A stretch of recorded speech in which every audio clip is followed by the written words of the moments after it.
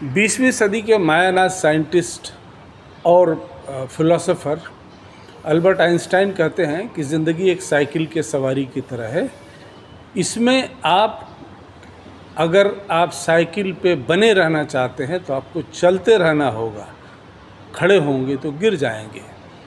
اسی بات کو ایک دوسرے فلاسفر نے کہی ہے کہ زندگی ایک ٹریڈ مل کی طرح ہے. جو ایکسرسائز کے لیے ٹریڈ مل استعمال کرتے ہیں، تو زندگی ایک ٹریڈ مل کی طرح ہے. آپ کو ٹریڈ مل پر اسی جگہ بنے رہنے کے لیے چلتے رہنا ہوگا.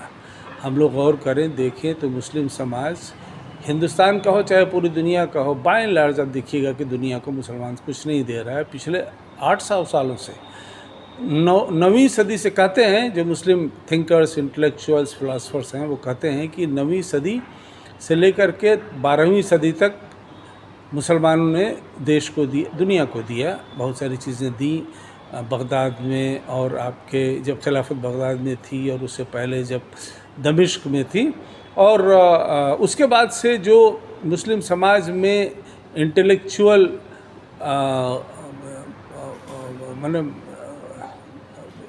جمود آیا ہے، انٹلیکچوئل فریزنگ ہوا ہے، اس کے بعد سے مسلم سماج نے دنیا کو دینا بند کیا ہے. اس کے بہت ساری وجوہات ہیں، ان وجوہات میں ہم نہیں جانا چاہیں گے، لیکن ہم لوگوں کا فرض بنتا ہے کہ ہم لوگ اپنے بچوں کو سکھائیں دنیا کو دینا.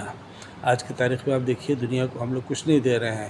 ہر چیز جس پہ آپ نظر ڈالیے، آپ اپنے ارد گرد نظر ڈالیے، آپ کو درجنوں چیزیں نظر آئیں گی جس کو اوریجنیٹ کرنے میں، بنانے میں مسلمان کا رول ہے زیرو.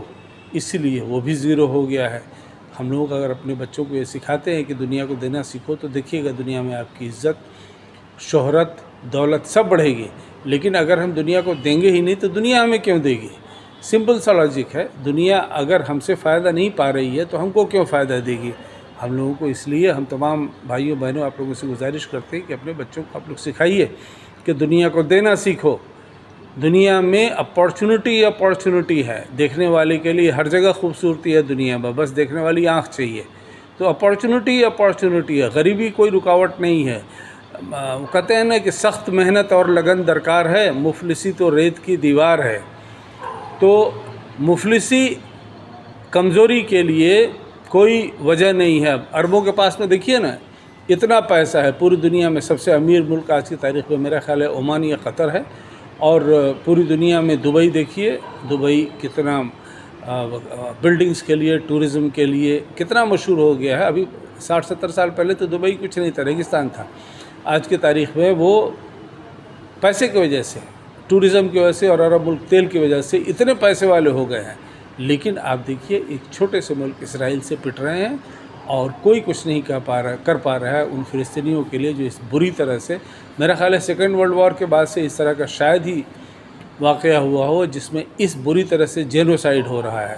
وہ قوم جو جینوسائیڈ کی وہ تھی، مظلوم تھی، یہودی، آج وہی فلسطین میں جینوسائیڈ کر رہے ہیں، دنیا مان رہی ہے.